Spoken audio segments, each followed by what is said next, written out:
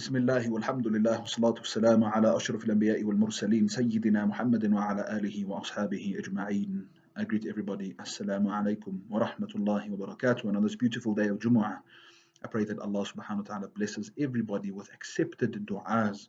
Whatever du'as we have in our heart, may Allah subhanahu wa ta'ala bless us with acceptance of those du'as. May Allah subhanahu wa ta'ala let those du'as materialize before our very eyes.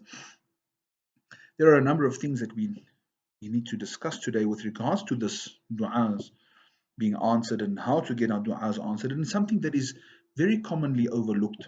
You know, let's say, for instance, I want a Jeep Wrangler. Everybody knows I want a Jeep Wrangler. Everybody knows, okay? Now, I can sit on my musalla day and night and ask Allah subhanahu wa ta'ala to send me a Jeep Wrangler. I may be lucky and score a miraculous sa'atul istijaba, and Allah subhanahu wa ta'ala literally sends the Jeep Wrangler for me. However, that is extremely uncommon, and even some of the greatest servants of Allah subhanahu wa ta'ala were told or made dua for things, and they had to make the effort towards achieving that goal, right? For instance, when Maryam radiallahu anha gave birth to Isa alayhi salatu wasalam, Allah told her she needed to eat, right? She had to shake the tree in order for the dates to fall down. But now, I don't know if anybody's ever attempted to shake a date palm. Anybody attempted to shake a date palm and get some dates to come down? It's highly improbable that those dates would come down. But there was a lesson to be learned in that incident, and this is why Allah subhanahu wa ta'ala mentioned this incident to us. We, as the servants of Allah, are not there to test Him. We're not there to test Him. That, oh Allah, please send me my Jeep Wrangler. And then Allah's a bad God if He didn't send me the Jeep Wrangler, because He can send it without me making effort. Why must I have to go and earn? Why must I have to go and make a plan? We're not here to test Allah. I ask Allah, I would like a Jeep Wrangler. Please, may I have a bright green Jeep? In fact, a silver one would do also.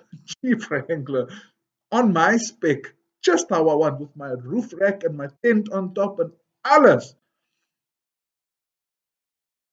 Then if Allah doesn't send it to me, I can't blame Him and Allah never wanted to accept my dua. No, I need to make the effort towards achieving my dreams. I need to make the effort towards achieving my goals. She needed food, radiallahu anha. Allah said, shake the tree. You make the effort that is in your ability, and I will take over from you. And I'll never ever forget this.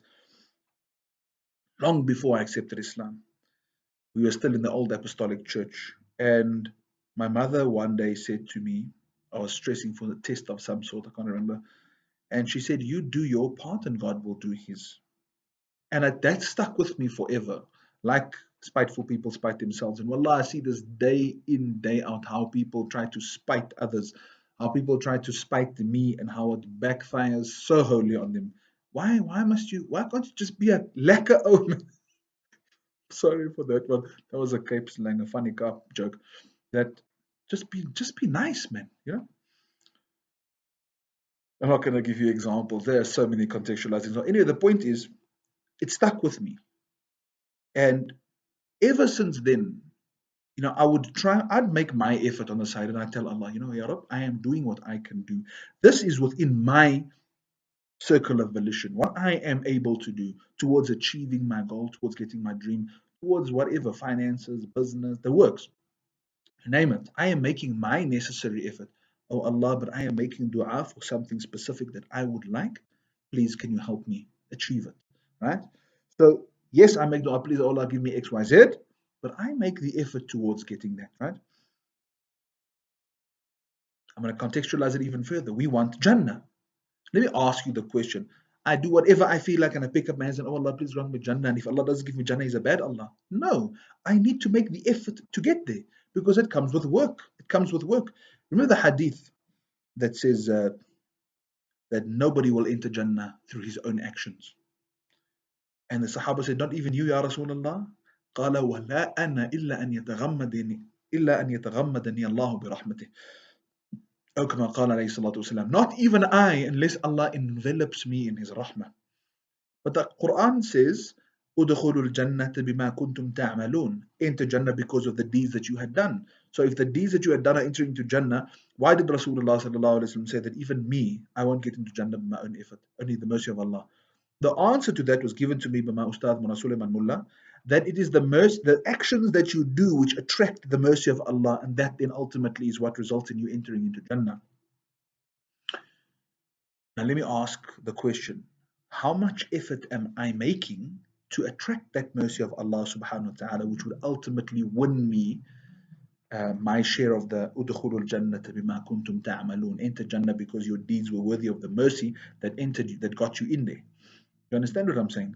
So I need to make my effort on my side. Another example, beautiful example, Nuh alayhi salatu salam. Surely Allah could have just sent him a miraculous boat out of nothing and he would have been saved from the flood. You understand what I'm saying? No, he had to make the effort. He had to build that boat because that was the means to safeguard him from the punishment of Allah subhanahu wa ta'ala. So you make dua that, oh Allah, please protect me from your punishment. Then Allah inspired him. You make the boat. He didn't be like, oh, bruh, Ya Allah, why didn't you just give me a boat? Now I must make the wood and I must cut, and I'm not even a carpenter. And you know, he made the necessary effort. Now, you and I, brothers and sisters in Islam, let us ask ourselves sincerely, I want forgiveness from Allah. What effort am I making to achieve that? Am I even asking for forgiveness? Or do I just expect forgiveness from Allah? I would like my own house, for instance. What effort am I making to earn enough to buy my own house? I like my Wrangler. What I'm making, alhamdulillah, I'm making my necessary effort. Inshallah, it's coming, right? But whatever aspirations, I'm going to contextualize this like crazy. Allahu Akbar. I want to be happy in my marriage. Hey! And I fight with my wife. I scream at her. I shout at her. I cheat on her. I throw stuff at her. And I blame her for all of my behavior too. Why? Because I want to be happy in my marriage, Imam. Man, you deserve a hiding of note.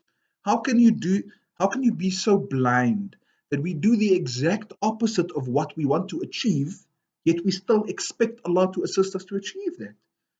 Brothers and sisters in Islam, we are not here to test Allah.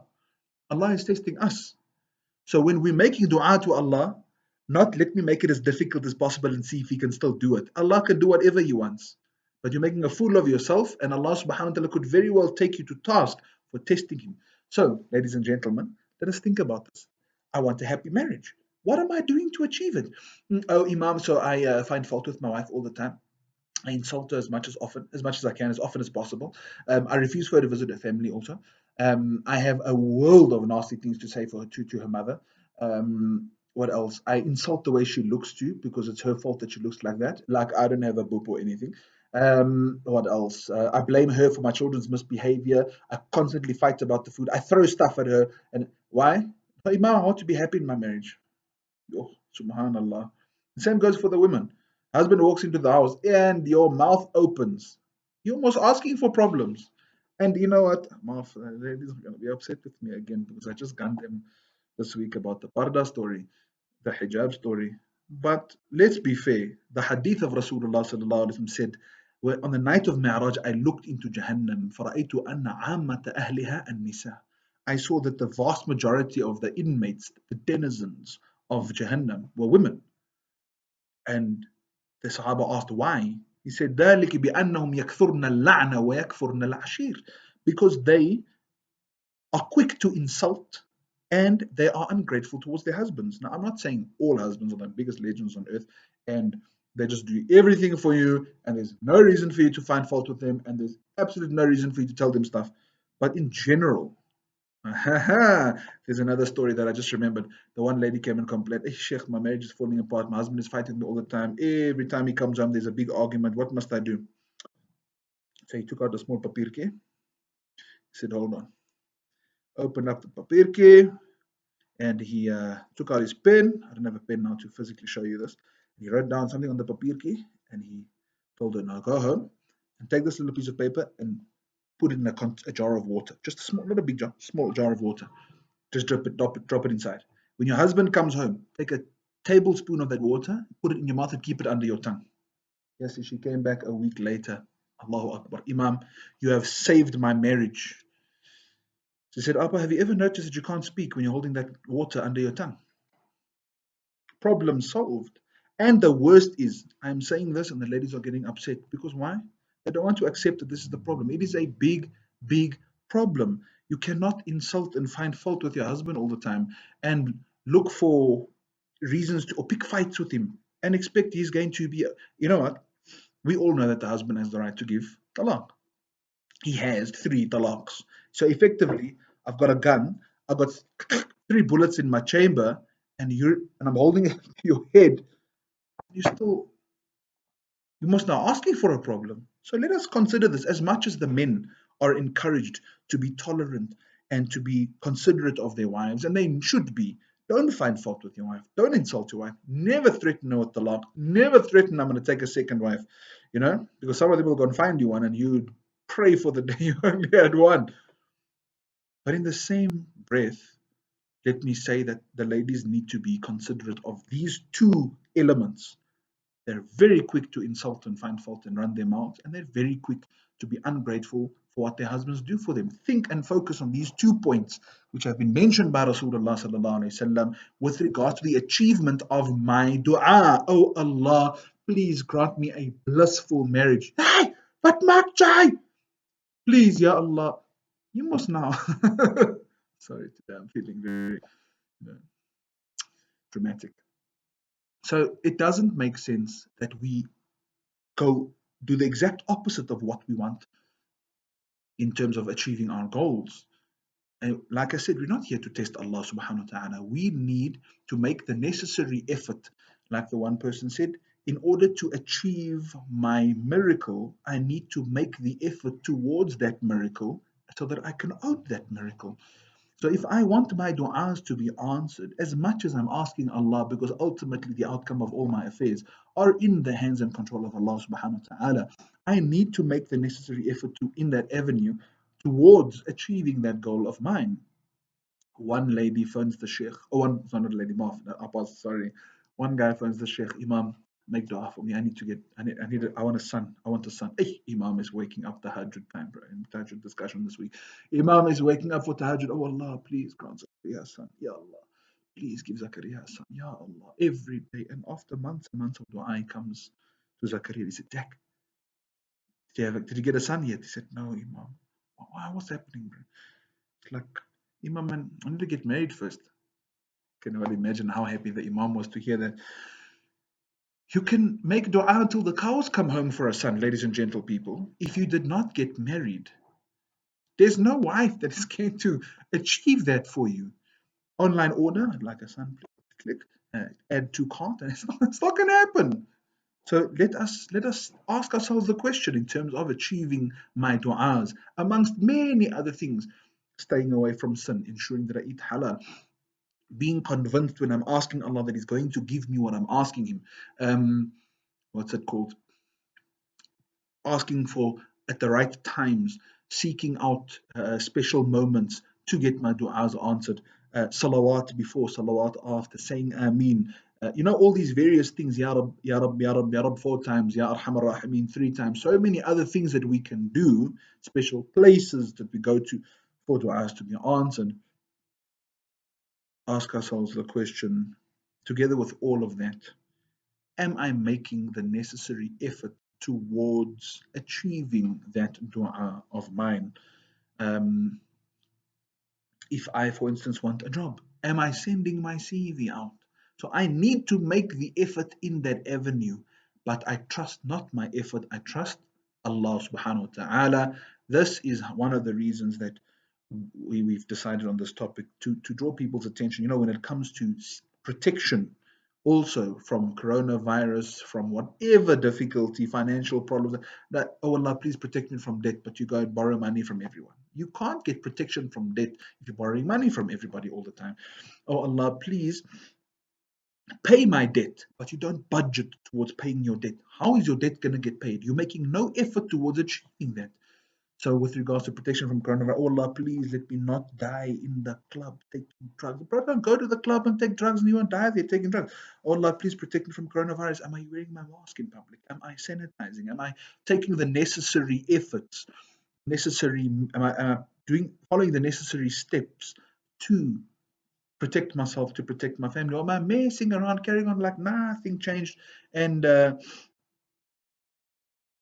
know, hold the gun to my head and trust in Allah that life and death is in the hands of Allah and I pull the trigger? What do you expect is going to happen?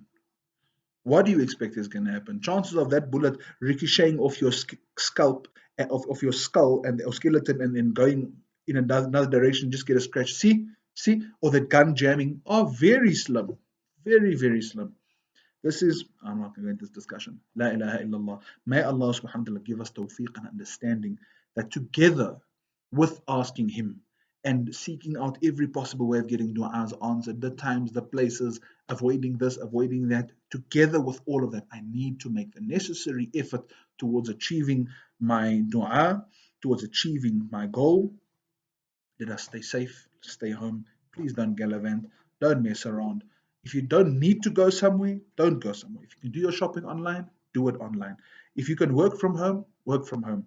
Please do not jeopardize yourself and your family's health, and then, or your health and your family's health, and then blame Allah when you get sick because you didn't make the effort.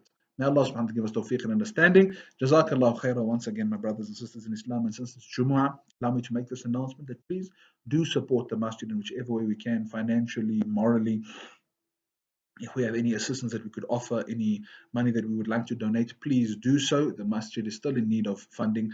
And inshallah, we hope with your du'as that the lockdown will come to an end soon and we will be able to return to normality as soon as possible so that we can once again perform salah in Masjid Al-Aashiqeen in congregation. Unfortunately, thus far and until further notice, there will still not be any congregational salahs in Masjid Al-Aashiqeen. May Allah subhanahu wa ta'ala grant us tawfiq and understanding. Jazakallahu khairah once again. Whatever I have said that is correct, it's from Allah subhanahu wa ta'ala and the barakah of His Rasul and the great benefit I've derived from my teachers. Whatever I have said that is incorrect, it's only from my nafs and shaitan and me falling prey to his whisperings.